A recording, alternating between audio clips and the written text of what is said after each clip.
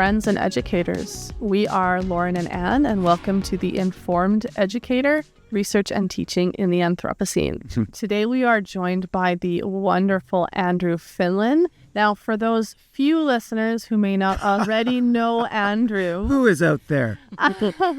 Andrew, could you tell us a little bit about yourself? Well, let me start by saying that I'm a retired educator. This is year 8 of retirement. I work with the Peterborough Separate School Board. And as of late, my last 7 years, I was brought in as a supply principal, especially during the COVID crisis with online learning. And now I'm easing slowly into my retirement, semi-retirement. And so I'm an educator. I was a elementary, high school.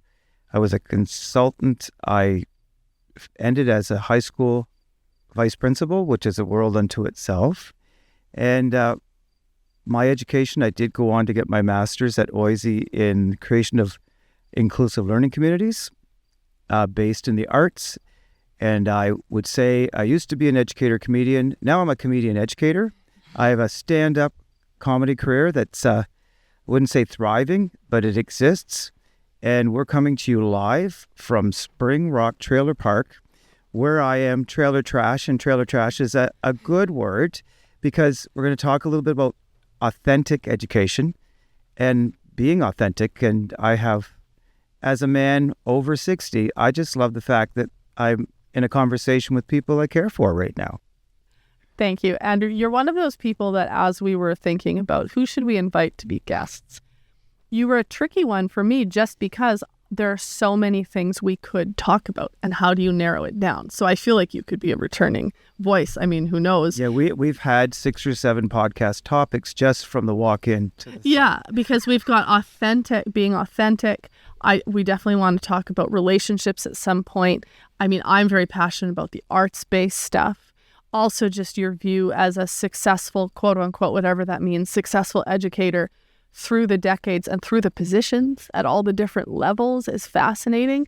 Do you mind me asking how you got into it in the first place? Did you always want to be a teacher? Is this a second career? Well, for me, and I was that rural country kid, and to be authentic, I had a little bit too much sugar in my tank. And in the Roman Catholic system, you're always striving to fit that the Roman Catholic dream and the family man, which I have 3 beautiful children and a son-in-law and a granddaughter, Parker Ann, that without them, life wouldn't be complete. But I didn't live, I would say, authentically at the beginning. And I did what was expected of me, academic excellence, because when you have those early, I'd call it emotional baggage, but we call it trauma, setbacks, I learned to achieve through my humor, through my academics, because I was that little kid that could always tell that the adults were going, oh, look at that one. Like, he's a lot.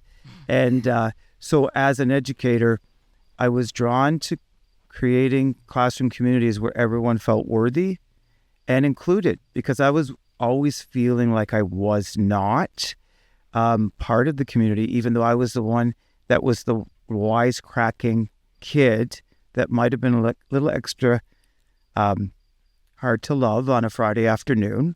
I felt for those learners that perhaps didn't fit in with the community, and what could we do to set up structures so that became innate, and that community that I created, you felt welcomed. Mm-hmm.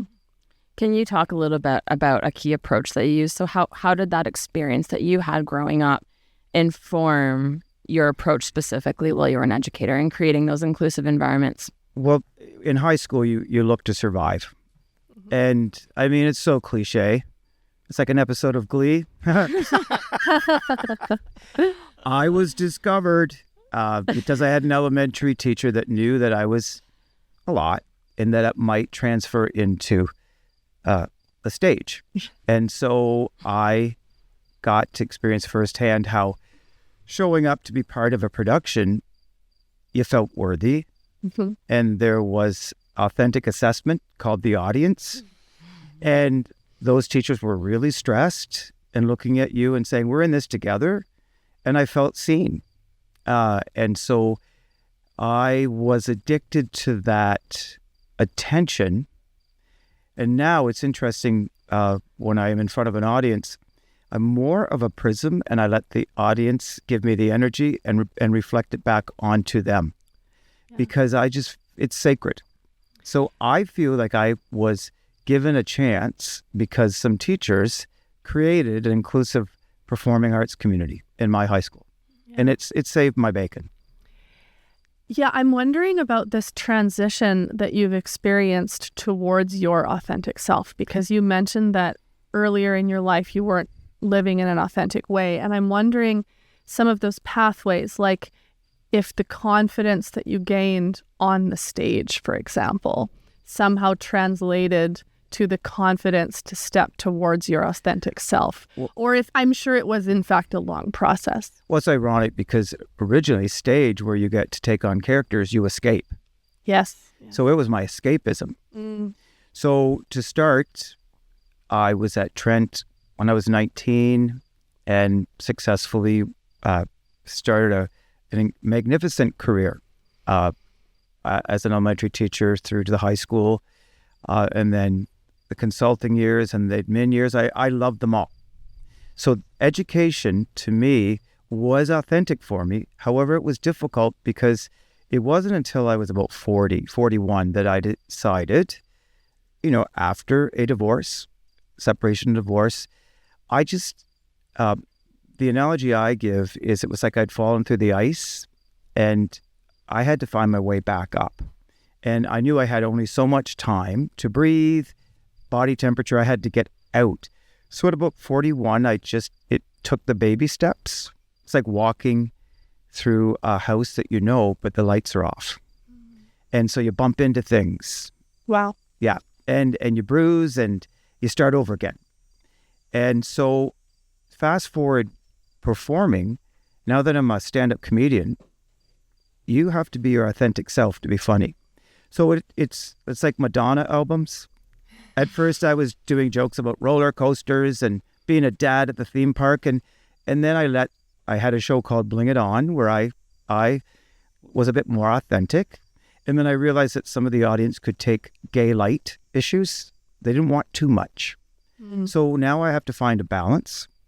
And my recent comedy show was about life at the trailer park and how if you think everything you learned was in kindergarten, you come to a trailer park and you start over. So I'd say the complicated answer is it's decades. I'm still evolving. And the essence of being authentic is being true to yourself. And we can talk about my studies at OISE that actually led me to the approach to how to create an authentic classroom that I've talked about when I've visited you folks at Trent University School of Education. Yeah.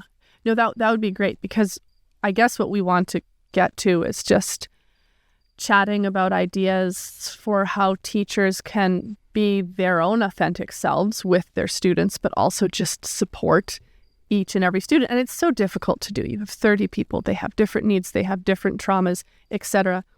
But just some of those strategies and considerations for setting them up as well as we can to feel supported and to find their own authentic selves while at the same time being authentic yourself. Because like you said, in the classroom, in some ways, the children are the audience. And so if you're not being authentic, they're not going to. And children know it. They know. The younger they are, the faster they know it. They see right through it. And that was the healing grace when I wasn't truly my authentic self. I was an authentic teacher. But I had high school students come up to me and sort of say, Mr. Finlan, we care for you no matter what. And then I would go home and throw up because they knew. Yeah. They knew. But the other thing is, in my role with the separate school board, I could not share completely my authentic self. Yeah. And I felt that to this day, I felt like I was living a lie. And so now when I go to 50th birthday parties of former students, and I have a lineup of former students hugging me that know who I am, we don't need to talk about orientation. we talk about, remember the time you told me this? If I don't develop my own voice, I won't have one. And I have family in the thousands of students that I got to share a dynamic year, and in some cases 3 or 4 years, because I taught around. But the theory behind all this is based in moral education. And so the 4 pillars: you have to model, you have to practice what you preach, and dialogue is huge and it's important. And dialogue means to assess. And then you have to practice it. And then the word that young teachers out there, your people dreaming of being a teacher, and what you will learn in time is the word continuum. When you have someone who's celebrating their 50th birthday ask you to come to be a guest at their birthday party, when you're trying to pull off 45 yourself, it's kind of tough. It's so enriching and heartwarming. And that particular person who turned 50 is a teacher today. And I don't want to give away too much information, but we might play on the same team if we were doing dodgeball. And to me, that is an achievement of humble service. And so, yeah, it's a big question. But here's what I would say it is melted down to. Our role as educators is to make a child, a student at any age, feel worthy. And how can you make someone feel worthy? As they say, I won't even tell where the quote's coming from. How can you love someone else if you don't love yourself first? And that's where I'm at, is that let's fuel my energy. And by being authentic, it takes decades to get there, but you do it for yourself. Yeah. Can we talk about those 4 pillars a little bit more? Sure. Just unpack that a little bit. You said the first one is modeling. Yes. And what would be the title? Because we're outside in this beautiful place, I don't have my handy little notebook where I'm normally writing down what guests are saying. So you'll have to remind me, this is the 4 pillars of, what is the title? I studied at OIZ. Yes. I always went to academics, like I said, to feel worthy. So I was going to become an administrator because that's what you do as a young Catholic dad. You just carve your way, and I'm going to be important, and this is going to fill my boots. Yes. Well, luckily you get to keep your education because you've earned it. I earned my master's, but I come to it very differently now. So Dr. Clive Beck was a professor that dazzled me. He was from Australia, and just his accent alone, I won't do it. But and he talked about, in a class full of academic statisticians, people that were into the masters for, it was extrinsic and it felt very businesslike. And there I was, so anxious. And this Clive Beck comes in and he talks about, well, let's start by everyone sharing who they are, why they're here. I want you to connect with me, with each other. I want you to have an experience that is going to enlighten you. And I would come home like I'd been to a spa, relaxed. He didn't intimidate me. And I ended up working twice as hard for him. And he inspired me then to do non-participant observation over the years with my own students. So I would do studies on helpfulness. And there are many ways to model a class that is inclusive, including visuals, rules, manners. So it doesn't necessarily have to be a prayer. It just has to be a sense of morality, which is not church lady, I made more Rice Krispie squares than you. It's moral meaning internal, and for me, it's being real. So teaching students how to be real and sharing your flaws, learning how to teach the acceptance of failure. And so moving on from that modeling, and I can talk all day about structures. So look up your moral education based in Australia. And then the practice, you give students the opportunity, for example, in small group work. I'm going to start with 2 positive things, Jenny, because you're my partner. And I'm going to say 1 area where you can improve. Well, sometimes Jenny doesn't want to be Mary's partner. And she goes, I don't like her. Don't make me be with her. So you go into that teachable moment and you say, you know how I'd feel if you told me you didn't want to be my partner? I would carry that for maybe 19 years. Yeah. Because some of us, like my big joke is I'll get over that in a decade or two. Yeah. And you've got that friend, toughen up. And you're like, well, I'm really happy you go through life with that ability. So you have to be, a child knows if the teacher hears it. And I heard it and I addressed it. Mm-hmm. I would be that student where we're talking about, we've moved from modeling to the dialogue. It's like, come on, didn't you hear it, Mr. Jones? Well, Mr. Jones heard it, but he might have been uncomfortable to deal with it. I made teachable lessons, and Anne would know this. In the separate school board, we had a curriculum where it wouldn't be about religion. It would be come and see, and it would be about how to interact. So I would write my own scenarios that would have Jenny and Mary written to the T. And the Jennies were always like, oh my God, that Jenny is so mean. It wouldn't be her name. Here's what she should do. And so I'd say to Jenny, well, could you model that for us? And maybe I'll make you a team captain because I really like that side of you. So it's not manipulation. We're bringing the modeling, and then now we've done the dialogue, and then that goes into practice. Because it doesn't matter what curriculum you do. And that's why the arts integrate as your tapestry, like drama and improv. Many times I would practice group behavior and group roles when things would break down. And there's a counting game called Count to 10. And I would use it as an assessment. And what you do is you have a group count, you start with the number 1, and then you have one person at a time go up the order to 2 all the way up to 10. Well, what happens is everyone yells out 2. And it's very hard to get past 3. So you give techniques like learning how to use gestures with your hands, polite ones, folks, and maybe standing up or nodding to someone else to have their turn. And what you're assessing is, can the group get along? I've had classes that can't get past 5. And what do you do with the student that has particular needs that yells out 2 no matter how many times?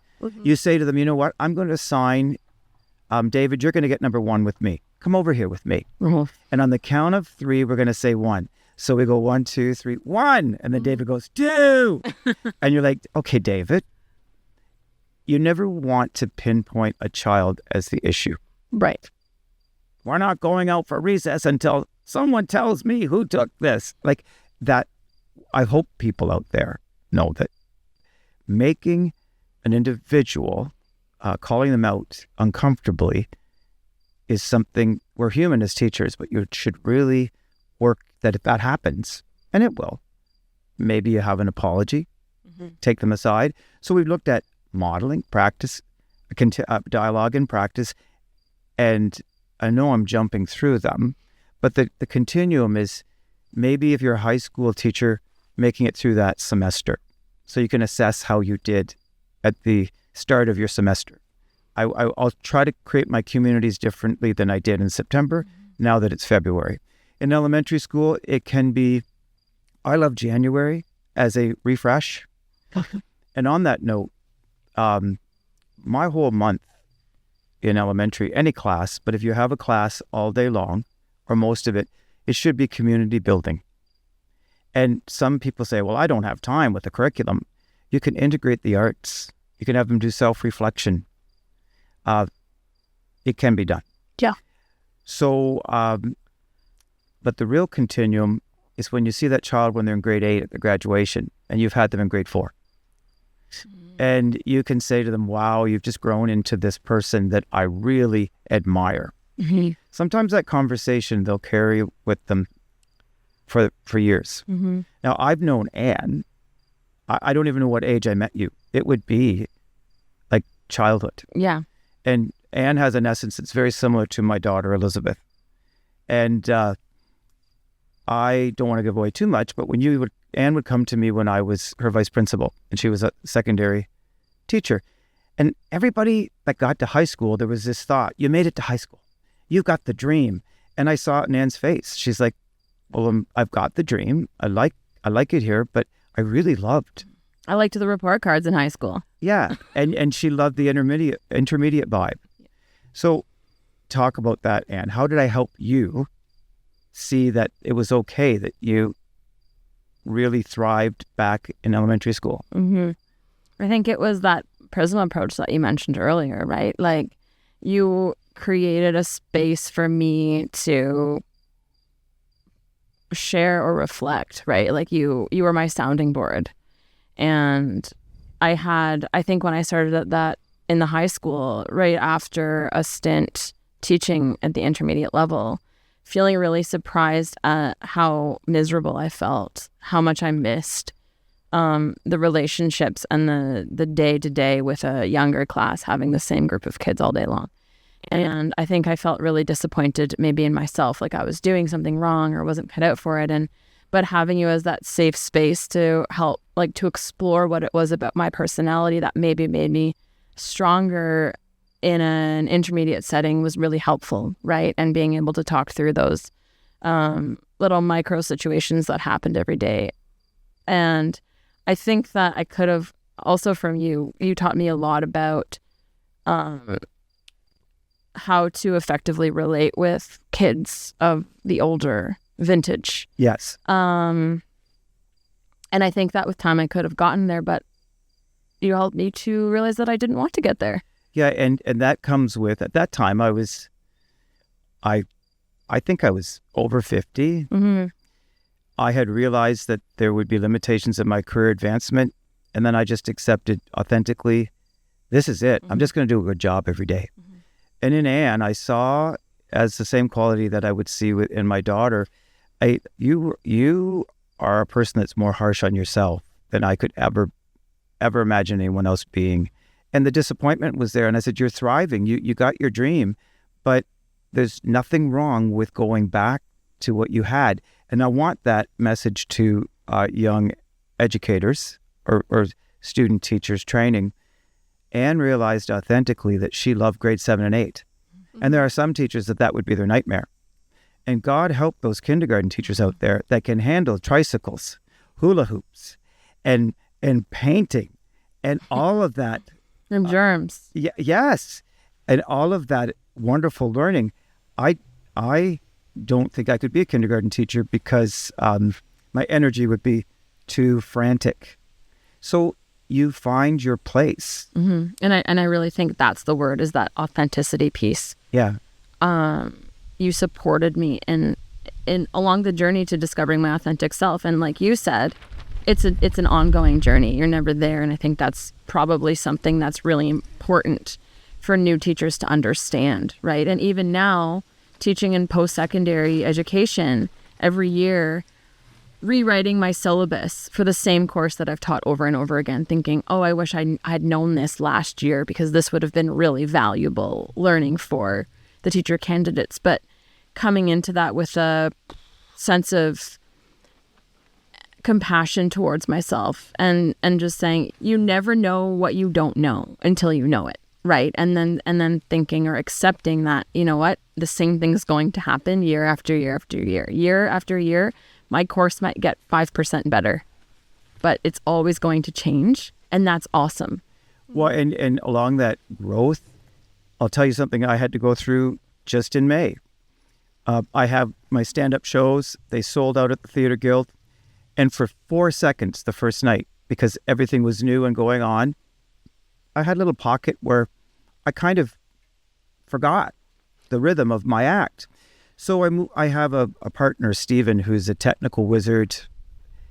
And I looked at him and I put my hand on his music stand as if to say, help. And he goes, well, why don't you talk about how we got the show prepared here in the studio? And it went right back. And I realized at the tender age of, well, I'm in my 6th decade. It's not if rather, I'm going to have a hiccup. It's when. And I actually got better in that show because I was I have hiccups when I'm talking in regular conversation. So why wouldn't I have one when I'm on stage? And here's the lesson. No one is coming to see a show for perfection. And if they are, Well, maybe that happens at the ballet, and we all know the trauma of being a performer. Like, I have allowed myself to celebrate the mistakes, and in my allowing myself to just be authentic, I am more relaxed with the audience. And that was a lesson I learned 8 weeks ago. And how many times have I said to students, you are too hard on yourself, you are a perfectionist, and then I go, well, why can't I do what I tell a student to do? And we could focus on the learning from mistakes. When you're fragile because you've made mistakes as a child and there's a tension on you, Anne, you want it to go away. So what you do is you learn to just not make that mistake. Well, wouldn't it be better if you just said, yeah, I made the mistake, so let's reflect on it. How did I feel? What did I learn from it? And I'm going to make many more mistakes. So we see people that are teachers that tend to have that approach. Well, they've had a nourished childhood. They've been raised maybe in a loving environment, but no one's protected from mental health issues, addiction. So if you keep thinking, oh, Molly's so perfect. Look at her. She's got the perfect marriage. He's a doctor, so she just teaches for the extra income.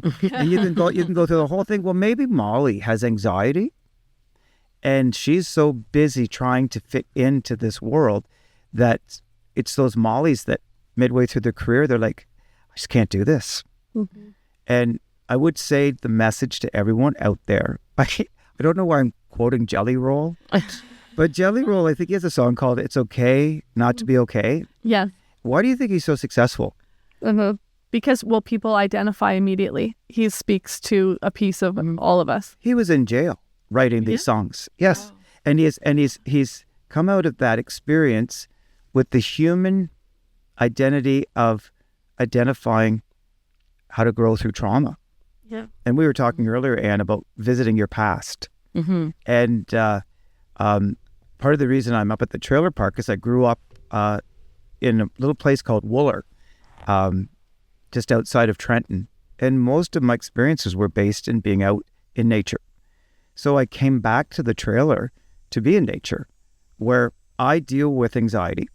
And instead of saying, okay, I'm going to make this anxiety go away, I'm kind to myself. So I will not accept anxiety shaming. And if people need a professional path, whether that be counseling, medication, I don't judge. I try to use social interaction, creative endeavors, physical fitness. That's what works for me.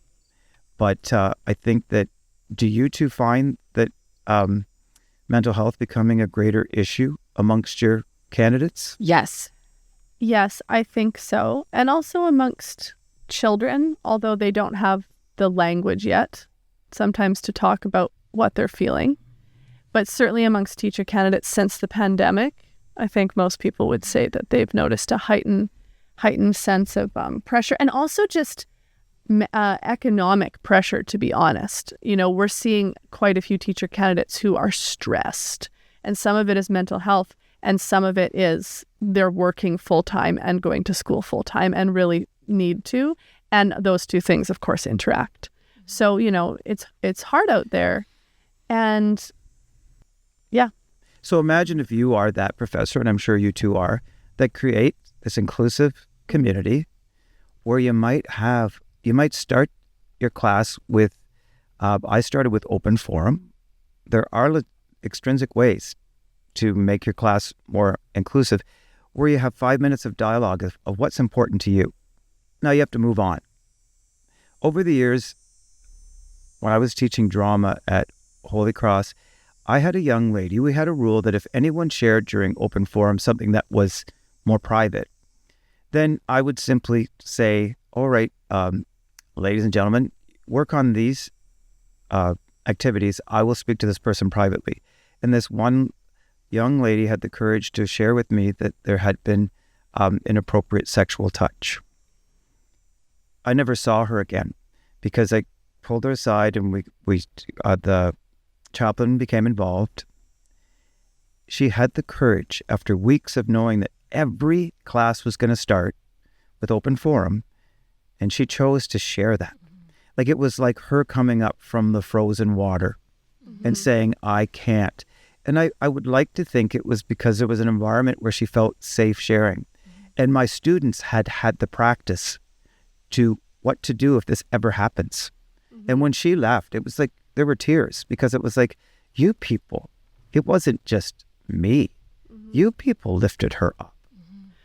Okay, so here's a good point. What you're describing now is a classroom where students are feeling safe. Yes. And where they're feeling supported. However, for many of our teacher candidates and for ourselves some of the time, how to get there is not always straightforward. And it's not always what you get at the beginning of the year or when you come into the role. The classes don't come ready supportive. Sometimes there's some fairly toxic interpersonal environments. So I'm interested in some of these strategies. I love the open forum idea, but imagine, if we could think of a scenario, since we were talking about intermediate, maybe we go back to grade 7, grade 8, you come in, it's midway through term, it's February, it's November, whatever. And they say, just so you know, there's a lot of needs in this class. There's a lot of interpersonal dynamics. Maybe don't worry about the curriculum yet because you got to get the social dynamics. You need to create an environment, create the relationships first. And I think that teacher candidates can recognize that needs to happen, but they don't know exactly what to do. Well, here's my advice. And this is where it is dicey. I was the fixer. So I won't say the school, but I was called in to help with the runaway train in a high school drama class where a misogynistic group of young men had hijacked the tone of the class. Okay. Yeah. So I remember walking away, and see, the thing is, I've been formally asked to come in. So I won't tell you about the ways I did it, but I had a one-on-one support from the admin. And in the end, I remember commenting to the administrator, who's a good friend of mine, I think I only got that class about 80% there. Mm-hmm. And he said, can you imagine where it was? Mm-hmm. Now, unfortunately, let's talk real. Mm-hmm. We had to remove, eventually, after several strategies, after me being mocked, like I'm a stand-up comedian. and I'm in my 60s. You want to take me on? Yeah. You wanted to, and I'm a grandpa. I'm a papa. Yeah. So I'm like, you want to go me?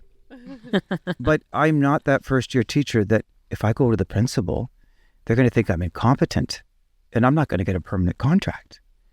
So let's back it up. I had some power. Mm-hmm. So there are ways and strategies. We did team teaching. So I would set up some of these students to write their monologues with a supportive coworker as a step. Then you'd reintegrate them back. Well, you'd be doing games like count to 10, mm-hmm. and they switched name tags. They did everything. Right. So in the end, unfortunately, 2 of them didn't get the credit, which upset me. Mm-hmm. But you have to extrinsically have a line. So here's my message about any situation to a candidate. And I know it's difficult. I was an administrator. There are board support people that can come in. So you make your list and you say, who can help me? Because you don't do this alone. So number 1, they might be able to talk to either you or Anne. Mm-hmm. Who would I talk to? Well, is there a social worker that can come in and look at this as a dynamic of being based sociologically? Like we talk about the empty vessel, that child that goes home to a home that's full of violence mm-hmm. and no nourishment physically or emotionally, and they come into the class and they're angry. So they're going to take it out on you, the young teacher. Mm-hmm. There's so many levels that I would say I'm going to talk to my admin. I'm going to talk to my vice principal. I'm going to talk to this is secondary. Secondary have great teams. And the vice principal can talk to the social worker and bring the child's name up at the student success team meeting. Well, that's one strategy. In elementary, I was a principal or vice principal that would come into the class. You witnessed that, Anne. Mm-hmm, mm-hmm. I would do model lessons. And I know I'll throw out good names. Christine Brody is a mutual friend of ours. Love you, Christine. And she just models how to lead. Mm-hmm. enough is enough. Like after all of these inclusive care strategies, like I'm not, who is it? Is it Miss Frizzle on the Magic School Bus? Like I'm not Miss Frizzle. Like Miss Frizzle, she lets a lot more go than I could probably let go. She's teacher goals for me. Yeah.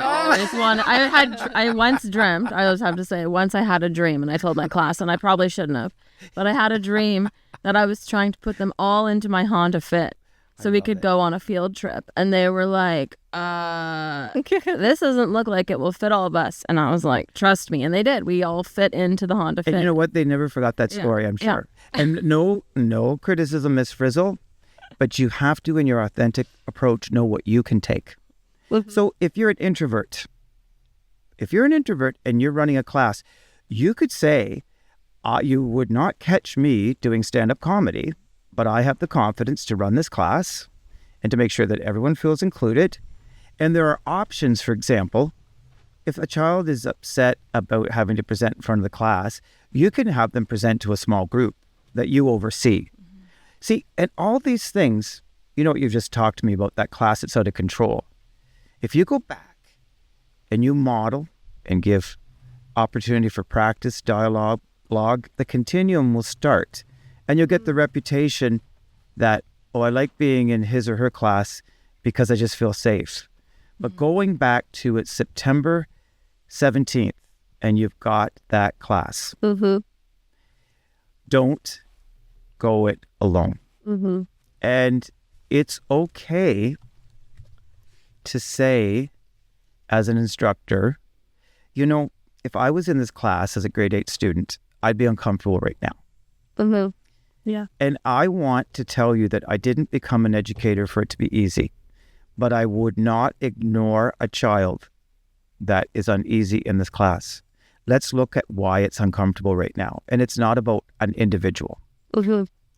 I would talk about sociologically how people behave in groups. A bully dynamic. And grade 10 girls, grade 10 girls were the most difficult because they would not let you in. Sociologically, there was a pact. And there's a thing called social media. And it was like a field fire. And so it's a long answer, but you need to have some X, Y, and Z strategies. Yeah. And find a friend on staff and cry privately. I perfected the ability to cry publicly with no tears and then laugh about it. But I know that I call them the gifted endangered teachers who feel that they can't get that curriculum in, so they're failures. Are you kidding me? The word is integrate, and that's how the arts integrate. And there's some classes where you can't reward them at that time. You can't play the count to 10. When I was in at Monsignor O'Donoghue a couple Decembers ago, there was one class I wanted to reward, but I looked at the teacher and the teacher was like, they haven't had a good morning. So a reward right now would be, it just wouldn't feel right. So we worked on it. They eventually got a reward, but I had to trust the tone. Yeah. And so let's discuss maybe a more fun version of the question. So let's pretend it's September 17th again. Yes. And you're in a class that's new to you. But this is not that class. Okay. This is a typical class. Yeah.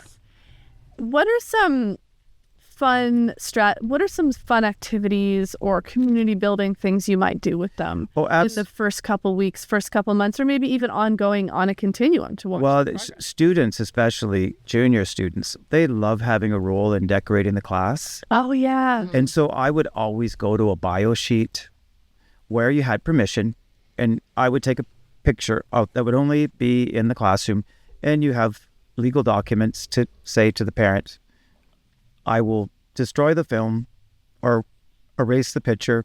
You will see the picture before it goes up on the classroom, because you never know. A child could be upset about having a picture posted. Right. So you have to take a litigious approach. And then it might say, what's your favorite color? If you were to go to a concert, who would you see? What's your favorite toy? What's your dream job? And so when you look around the room, you see evidence that Sandra wants to be an astronaut. So you mean like pictures and then with some fun facts around the picture? I had that all the time. You go on the internet and, okay, there was one thing we did called personality shields. And I would make the shield. Like, it's not difficult to do. And the shields would be 4 symbols that symbolize your family, yourself, your goals, and your hobbies. And then we'd have the picture of the person in the center. And then they would come up with a symbol like a crest. Make it very creative.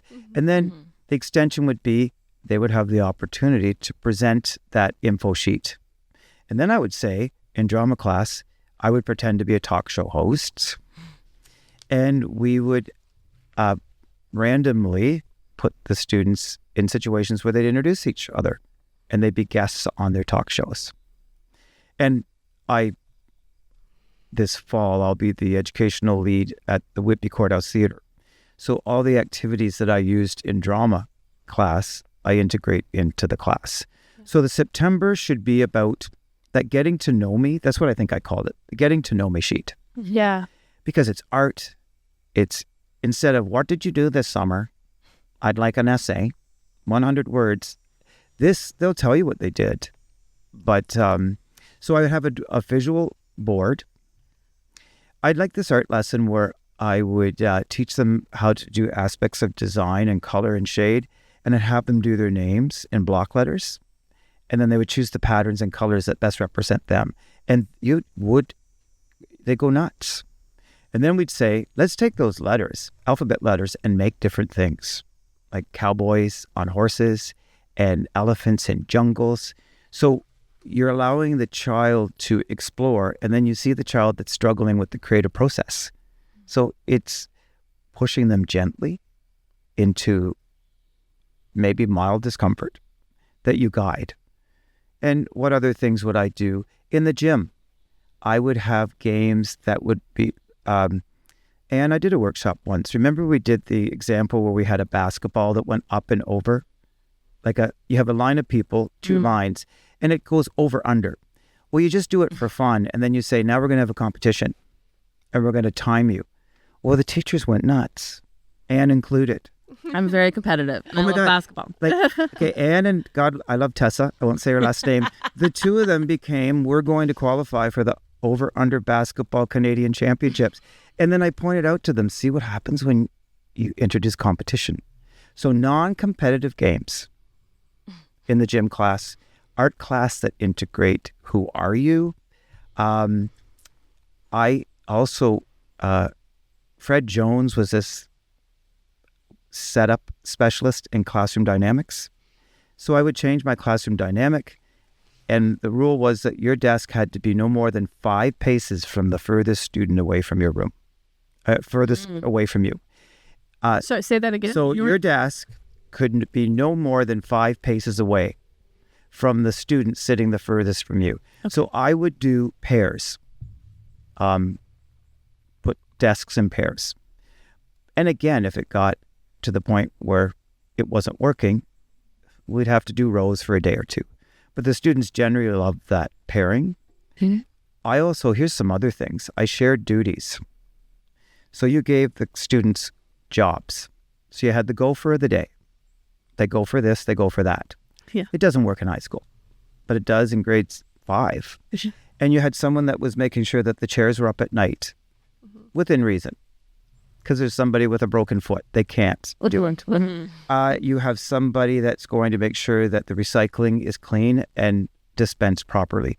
So we're looking at that Montessori homeschool care that builds inclusivity. And students love the ability to walk freely around the classroom. Yes. They love it. Like, I love Sister Mary Helen Rita in grade 3. Yeah. But you didn't move. No. You didn't move. It was like a sci-fi.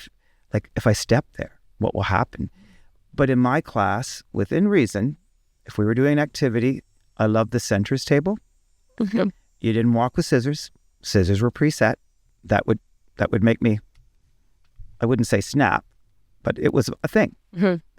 And organization, anyone that was in charge of that job, the center table, they got to sit at that table. That was their table for the day. And they were like, they would love that. oh my God, they got to practice being CEO. Yes. And if it was Arts Center Day and you had that table and it was your job to dispense everything, like I could have paid that child $100. They wouldn't have taken it. They just loved that role. Yeah. So those are some ideas. And when I was a new teacher mentor, it was a gift that I would come in and extrinsically teach these strategies. To me, not that I'm looking for a job, I'd love it if Trent let me come in and do 10 sessions. We love that. And the sessions would be the answer to your question. And then there'd be 20 minutes at the end of each class. Yeah, but I've got this class that's just impossible and I can't do this. Okay, you and I are going to workshop it. And then next week we're going to make it a scenario. Yeah. It's the learning is there in front of you. Yeah. And it sounds like, not to put words in your mouth, but you seem to be a fan of integrating the arts across the day. If there was a special effect, the word integration would be like a monster truck. Integration.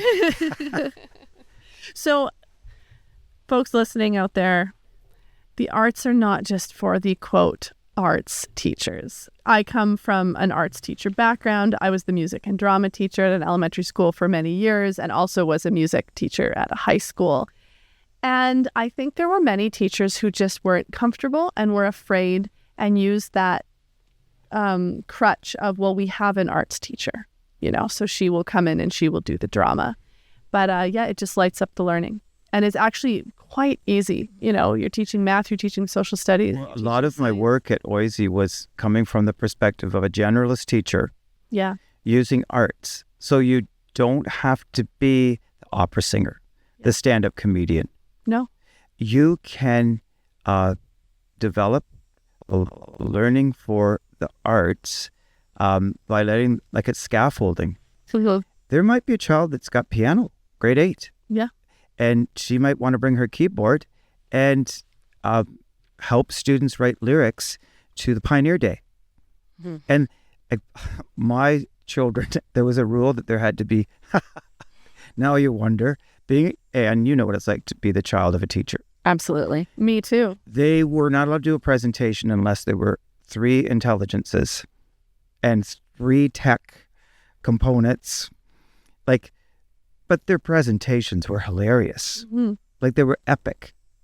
Like their pioneer life set in modern times. But again, I did have that ability to help them. But here's an idea. If you have a hobby or an interest as a teacher, no matter what it is, if your students don't know about it, then you aren't employing all your strategies to be the most authentic teacher you can be. And some teachers would say, well, why do they need to know that that I needlepoint? Yeah, but you could teach them. You could teach them how to knit. Like some of the most wonderful experiences are where the students are doing something that makes the teacher happy. Yeah. Thinking about that, a question I often get from teacher candidates when I talk a lot about showing your humanity. Don't be afraid to show your humanity in the classroom, right? And a common question is, well, how do you strike that balance, right? So I talk about, I was a closeted teacher for many years, working with a separate school board, afraid to come out. And I found myself more than once supporting students on their coming out journey, but not being able to share with them about my own, even when I thought it could be perhaps helpful to them. I felt very confident that I could do it in a way that was appropriate. I didn't, because we don't know, we don't want parents coming back at us, blah, blah, blah. But I found that very hard to figure out. And so I'd often end up telling them a story about my friend, right? Who had a similar struggle, and they really appreciated that. But I always felt like I was hiding something. She's got a lot of gay friends. Yeah, I really do. And I'm always looking for more. So yeah. Well, and similarly, especially the high school vice principal with issues, that involving rejection, Yeah. And that high school angst where if I could only have told them, but Anne and I are kind of speaking an unspoken truth that is not something that, and I can't speak to the public system, but I think using the analogy of a friend and getting the child the resources like the social worker. Yeah. And, we're back to the word continuum in my model. They now know. Yeah. And it's, I can speak to it, that during that time where I wanted to help you, I did feel like there was a plexiglass wall. Yeah. But then again, I did what I could at the time. And I mean, and you speak to this I was out probably the last, maybe 6 or 7 years of my career, which for me, that was enough. That was enough. And if it becomes, I'm going to take on the institution, then it becomes ego and it becomes rooted in, just like I thought getting the big job would fill my boots with something. It doesn't. Like, honestly, when I come out to Trent and work with the teacher candidates or have a podcast like this, this is where I'm meant to be. So I would say to people out there, you can map the career you think you are going to have or that you want to have. My goal is to become a superintendent or a director. Look where you're the happiest, like Anne was happy at grade 7, 8, and stay there. And yeah, there'll be a day where you think, I'd like to try this, but don't do it for the paycheck. Don't do it for the, wow, then my family will know that I've made it. There's none of that. And let's maybe think about that a little bit. I think a lot about leadership and the kinds of people who decide to go for these leadership roles, right? And another shout out to Christine Brody. I think she's the ultimate We love you, Christine leader. Brody. But she's someone who leads with she leads with a really good understanding of what it means to be, what I think, her feet are on the ground. She's walking with the people. She leads with compassion. She's a very modest, humble individual, but I've never seen I worked for her for I think 5 or 6 years, and she was so highly respected that entire time, right? Even though we, had to have hard conversations or she had to say no to things, but she was able to maintain the respect of the people who she worked with. And I want to just talk about this for a second because there are people listening to this who would probably make excellent leaders who would think that they would never dare go for a position like that. And I argue that many of those people are the people we should have leading our systems. And I don't know, I'm also thinking a lot about identity. We're talking about student identity. We're talking about getting to know our students' interests and creativities and passions. But a lot of the work I've seen you do with teacher candidates is about asking these teacher candidates to start to unpack their own identities and how these might shape their approach to education. So we're talking about identity and how that might shape our approach as educators and then perhaps as leaders. Well, and then it's the opposite of the goal of seeking the role. Look inward. Take care of yourself. Become that coworker that just seems so confident in their own skin, in their own life. Enrich yourself. So that comes back to the authentic self. And it's frightening. And you know what? This summer I spent just enduring the heat, and I had offers to do shows, and I just said, I'm taking a break. And that's when the Whitby Courthouse Theatre came my way. And I think that there were moments when I was like, what am I going to do? I can't just sit around. And give yourself about 6 weeks of that feeling. And here's another big thing. If I waited to be chosen all my life, I would not be here. I have the confidence, the neediness, the anxiety to choose myself. Gosh darn it. Nobody's putting a 61-year-old guy up on stage for stand-up comedy. But you don't look at my age. When I see a comedian that's hilarious and just drop dead funny, you can't pick an age. Can't pick a sex, an orientation. You pick their story. They're talking about their own story. I hired Ted Morris, who's on Netflix, and he's talking about the same things. His parents, he's a veterinarian, trained veterinarian. So he's talking about administering to stoned cats, and the cats were stoned accidentally. Please, folks, we're not condoning medicating cats. But his stories are so funny because he's telling them in such a way they're real. And he's confident enough to be himself. And don't you have those friends that are so hilarious? And then when they get up in front of the crowd, they're like, they become different people. Yeah. And so stand-up comedy has taught me over years how to go through the layers of get over yourself. What if they don't laugh? And instead of saying, I'm going to be this job, maybe you aren't meant for the job with your current mindset. Yeah. But if you become the true sense of self, there's another audience waiting to hear you. And how many stars do we have? Can I Lindsay Lohan for a moment? Please. Like, this is crazy that I am talking about Lindsay Lohan, but she was a hot mess. And her childhood stardom just was too much, as it would be. Mm-hmm. And for some process, I think it's been people that reached out and helped her. She went from being in jail for charges with drunk driving to being this put-together self that just makes fun of herself for needing a makeover. Mm-hmm. And those stars that show resilience, Jelly Roll. Mm-hmm. Yeah. How many artists say, I'm going to go to jail, break the law, and write some songs because that's how the music industry will love me? Mm-hmm. Both those people, Lindsay and Jelly, they took care of themselves. Yeah. So there's people going, how did he quote Lindsay Lohan and Jelly Roll in the same sentence? They're real, and the word is resilient. Mm-hmm.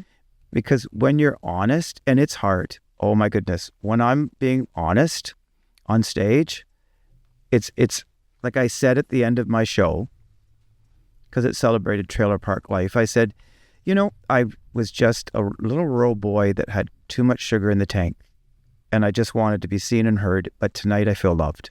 Mm. And there was a hush.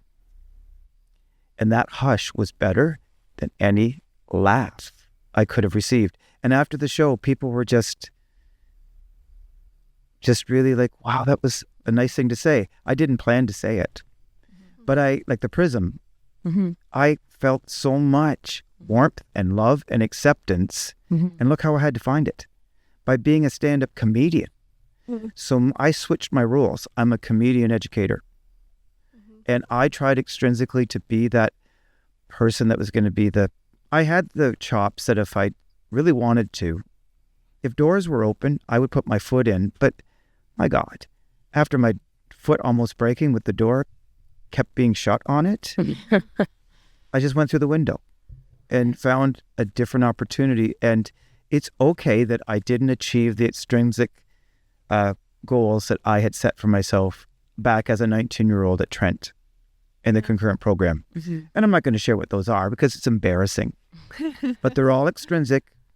And they paid more money. Mm-hmm. And I thought that would complete me. Mm-hmm. And I say bravo to the grade 1 teacher who's been in that class for decades, in that school where she's a legend, and she's like the Miss Frizzle in her own right. She doesn't need a bus, and that person has been content to enrich the lives with an inclusive learning community to thousands of children. Right. Those are the real heroes. So what I'm hearing is that instead of chasing the role, and this could be a teaching role or it could be any other type of role in life, perhaps if we look inside, the role is there already. And we just have to recognize it and then embrace it. Kumbaya. It's in you, but how do you find it? You have to learn to be still. You have to learn to listen. So, ladies and gentlemen, you can't see it, or ladies and gentlemen, listeners, we're in this beautiful setting on Deer Bay at Young's Point, and you hear noises in its nature. It's hummingbirds, it's chipmunks, and that nourishment is part of how I hear, and I find, and I listen. And my listening skills, they're level 2. And that's really high. I'm working on it.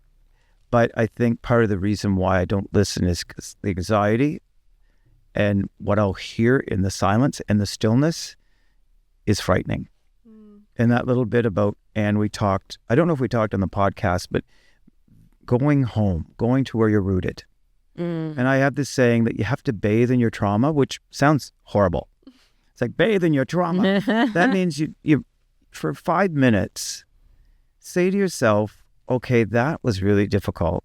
That, like the birth order, the dynamic with that parent, sit in it and then say to yourself, how did it make me feel? Be that caring self, that older self to your own child, and say, it's okay.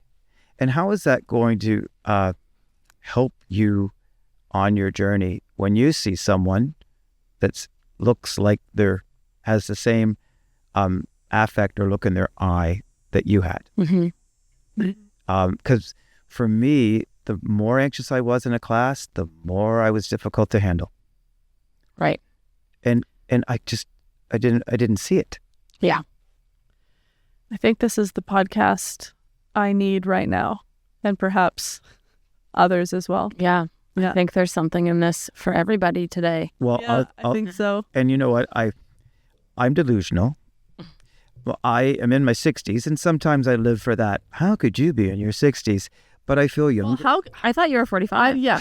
Okay, stop it. That wasn't prompted at all. But I will tell you this. I have the energy that sometimes is there in a given day, sometimes not, but I'm at peace with it. And I've removed myself from that ongoing stress. And although I'm still working at the theater, it's what I choose. It's my passion. And there is energy if you tap into it outside of the constant grind of, and let's face it, there's probably people, it's the middle of August, where their stomachs are turning a little bit. Educators, because since I have been 5 years old, September has been my January. And my wish for the listeners is that journal, talk to a supportive friend. It's okay to be afraid. Celebrate your failures. And when you're talking to that educator, that professor, that boss, I'm apprehensive because I feel like I'm just not good enough. And then your boss or your professor will go, what do you mean you're not good enough? That's how I feel. And validate your feelings. And hopefully 9 times out of 10 or more, you'll have someone say to you, oh, you might be feeling that way, and I appreciate it, but look at all the things you're accomplishing. So does that resonate? Absolutely. Yeah. And I like that a lot too, because there's a lot of talk about wellness, right? Like well-being for teachers, and a lot of advice floating around, yoga, meditation, wine, I don't know, but sometimes we just need to get real, and it's hard. Well, here's the word, parasympathetic nervous system. Yeah. And if you are not engaging in strategies to invite your parasympathetic nervous system breath work, I am a hot yogi, and I came to it kicking and screaming. It's not something that I particularly enjoy because you have to be quiet, breathe through your nose the whole time. It's like 100+ degrees, but it puts me in touch with my mind, body, soul connection. And walking, like Trent students, park at the furthest spot away from the university and take that 15-minute walk in. Yeah. But arrive to class maybe 20 minutes before it starts so that you can have that ritual of parasympathetic nervous unwrapping. Yeah. One last thing I'll leave you with. When I became vice principal, boy, was it tough. I was the complaint department every day. So I started getting up at 5:30 in the morning to meditate for 1 hour. And look, I talked to the coffee gods. That included coffee. I put on the classical music station. And then I would just think about the students that or the staff that would be on my agenda that day. And so many times it was intuitive. Yeah. That I would be anticipating the struggle, and that particular case vanished. Yeah. But there was a new struggle. Yeah.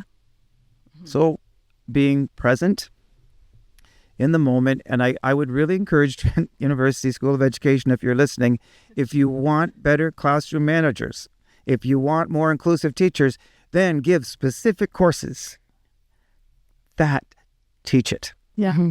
Because it's like the unicorn. It is. Andrew mentioned so many things I'd like to hear more about. Well, there's extrinsic moral education strategies. Mm-hmm. Absolutely. Before we sign off, if some of our listeners, because you've given us a little taste of your comedic stylings today, if some of our listeners wanted to hear more, see more, how might we access that? Well, what I'm doing, I think what's going to happen is I'll probably be based out of the Whitby Courthouse Theatre, because and things happen in October, whether I seek the position as education lead if it opens up. One of the mandates is that we'll be doing shows in the Regal Room, and I like dressing up. I like elegance and humor, and so there might be like charcuterie stand-up comedy nights with a little acoustic jazz, a boom, boom, boom, boom, where you wear something a little shinier than you would. Sign up. And the whole idea of you will come to the show, and I guess the Whitby Courthouse Theatre, it probably won't happen till the spring, but be on the lookout. Come to the Whitby Courthouse Theatre, also the Peterborough Theatre Guild. I did shows there. Right now, I'm practicing what I preach. I'm practicing what I'm modeling. I'm on a little break. Yeah. But my comedy will make you feel included. We had a great time. We had charcuterie, little wine and cheese, and I perfected the cheesecake charcuterie board. What's that? I don't think I've invented it, but you take multiple flavors of cheesecake, crushed dark chocolate, fresh berries, drizzle, and then you just make sure that the people stampeding to the cheesecake charcuterie board. I actually may have delivered one to that principal that we've boasted about. So she deserves all the... Oh my God. So I'll always, how about this? I'll let you two know when I've got something. But I like to set the environment from the minute you get into my show. Great. Like when we did the Keeping It Campy show, there was like music that you would have heard in the late 60s. There were Joe Louis, roasted marshmallows. There was trivia questions. And everyone said it took them back to their childhood. So, and I may be offering, there's a choice between mint chocolate chip or a raspberry lemon lime sorbet on a sugar cone for you too after this talking about childhood. We better wrap this up. Right. We better wrap it up. So perhaps just to leave us, if you could leave our listeners with one piece of advice, is it possible? I know you've given us many gems. I mean, I know it's overused, but be kind to yourself.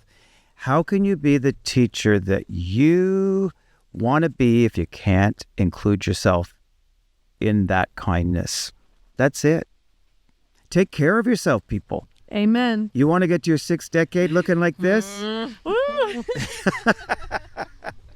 We'll have a photo on our page. All right. Well, thank you, Andrew, for that. It's been a pleasure. Yeah. We would like to acknowledge that this episode was recorded on Mississauga, Mississauga territory, treaty and traditional, at Trent University in Peterborough, Nogojoanong, Ontario, Canada. We are grateful to the First Nations of this territory for their teachings about and care for the land on which we teach and learn. The podcast was made possible by a Trent University Knowledge Mobilization Grant and is skillfully edited and produced by our friend James Bailey.